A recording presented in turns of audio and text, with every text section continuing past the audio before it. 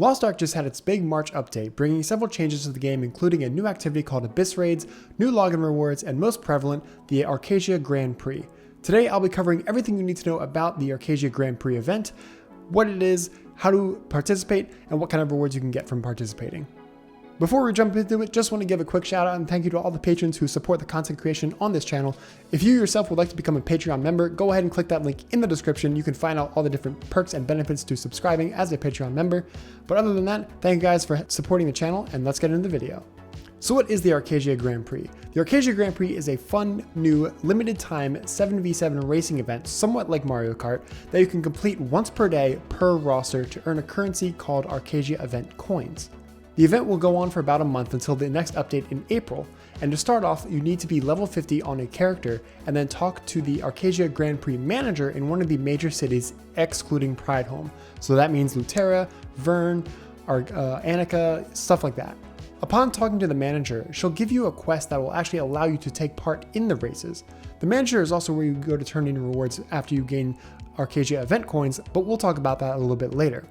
The event starts at every even hour on the clock. So for example, 2 p.m. and then 4 p.m., then 6 p.m. and so on and so forth, all the way around until it comes back to 2 p.m. again. In order to actually partake in the event, once you acquire the quest from the manager, you'll need to find the Super Naruni NPC that spawns and then talk to it, and that will teleport you to the racetrack. It's important to note you'll only have a few minutes to talk to the NPC once it actually appears, so make sure you're prepared ahead of time by waiting next to its spawn location, which is usually somewhere next to the manager. After talking to the Super Naruni, you'll be teleported to the racetrack where you can interact with a computer that'll tell you all about the different abilities you'll acquire once you start the race. When the race begins, you'll be transformed along with everyone else into a Naruni, which is a dinosaur-like creature. It's super cute, and all of your skills will change to 4 unique Naruni abilities. Your Q, which is the most important ability, is a headbutt that causes you to dash forward, and if you hit one of the other Narunis on the enemy team, you'll knock them down for a few seconds. It's very important to spam Q as much as possible, even if no one else is around, because that will help you complete the race faster by dashing forward just a little bit. Think of it like your spacebar dash. Your W is Plot Bomb. Basically, you poop out an explosive that blows up after a short delay, and if an enemy is hit by it, they'll be knocked down. It's important to note that the direction the explosive knocks the enemies away is dependent on their location to the explosive when it goes off, meaning you may actually send an enemy closer to you than away from you if they position correctly. Your E is Super Naruni. You'll spit out a Super Naruni just like the NPC that spawns, and it'll stun the first enemy hit. This ability has very long range, so shoot it even if someone's far ahead of you, because you may actually hit them and stun them to catch up. And finally, your R ability is Tough Naruni. By charging up using items in specific areas, you could become invincible for a short amount of time. However, this ability is only reserved for people in the race who aren't doing so well, typically ones towards the back of the racetrack. There are many obstacles on the track that you'll need to avoid in order to complete the race, and once you finally reach the end of the track, you'll need to eat one of the cakes called Champion Food to score points for your team. Whichever team can eat 6 champion foods first wins. However, even if you don't manage to finish, you will still get rewarded with Arkesia Event Coins. That said, you do get bonus coins based on your placement when you do eat one of the cakes, so make sure to try and finish as quickly as possible for the max amount of rewards. For example, if you come in first place and your team wins, you'll get over 1,000 coins easily. But if you don't finish and your team loses, you'll still get around 700 coins or so. Once you finish the race and acquire Arkesia Event Coins, go and talk to the manager again in order to cash them in for different prizes and loot. There's a ton of different options to choose from, such as a cute Naruni hat cosmetic for your character, engraving books, honing materials, as well as Fion and card packs. These rewards are weekly and roster limited, meaning you cannot get multiples of these rewards by logging into alt characters. However, it is important to note that these rewards bind upon purchase, so you cannot trade them to an alt character either. This means if you want the green honing materials on one character, and you want the blue honing materials for another character, make sure to only buy those green honing materials on that character who needs them, and likewise only buy the blue honing materials on the character that needs them as well. The good thing in all of this is that Arkesia Event Coins are account-wide, not character-wide, meaning you can complete the race on one character and then spend the coins on another.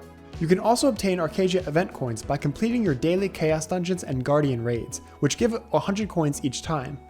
However, this amount can double to 200 if you have a rest bonus stored up, and these coins are rewarded per character, not per roster.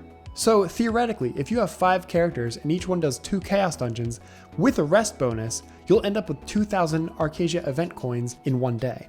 It is very important to note, however, that you can only accept the daily quest from the manager on one character and one character only, and cannot abandon the quest once you acquire it. So make sure the character you accept the quest on is level 50, otherwise you won't be able to take part in the event on that character until they hit level 50. Now that's pretty much everything regarding the event itself, but I also have a few tips to help you in the actual race. Before the race starts, you'll have some time to set up where you want to start on the racetrack. I recommend starting on the very far left side of the starting line, as the first turn of the race is a left turn, and this will help you clear it faster than those on the right side of the racetrack. In order to know when the race will actually start, hover your mouse on the minimap over the festival icon to see how much time is remaining before it actually starts. You'll need to remove and hover your mouse over repeatedly in order to update the timer. That will give you a clear and concise countdown of when the race will actually start. When it does start, spam your Q ability, the headbutt, right away so you can create some distance from everyone else. Then use your E if anyone is in front of you or beside you to stun them and prevent them from getting further ahead of you. Once you pass them, or once you're at least in front of them, use your W, plot bomb, to put an explosive poop in their path. That way when they get out of their stun, it blows up and they're knocked back even further. You can chain crowd control on the enemy team multiple times even if they're already knocked down, so a great combo is to stun them with E, then knock them down with Q if you're behind them. As I mentioned before, your W, plot bomb, can launch the enemy into the air, but the direction they're launched in is based on their position relative to the explosive when it actually goes off. So make sure to time it so it sends them backwards instead of forwards, unlike I do in the clip that you see here. While it is important to spam your Q headbutt as often as possible so you can finish the race faster and stay ahead of the enemy team, sometimes you might want to save it for dodging obstacles like lightning bolts that come raining down, or those pesky birds, or spearmen. And finally, remember that this is a team game. While it is nice to come in first to get those extra coins, if your whole team wins, then everyone gets extra coins. So try to stick with a buddy or two and work together to slow down the enemy team as much as possible to ensure that your team wins.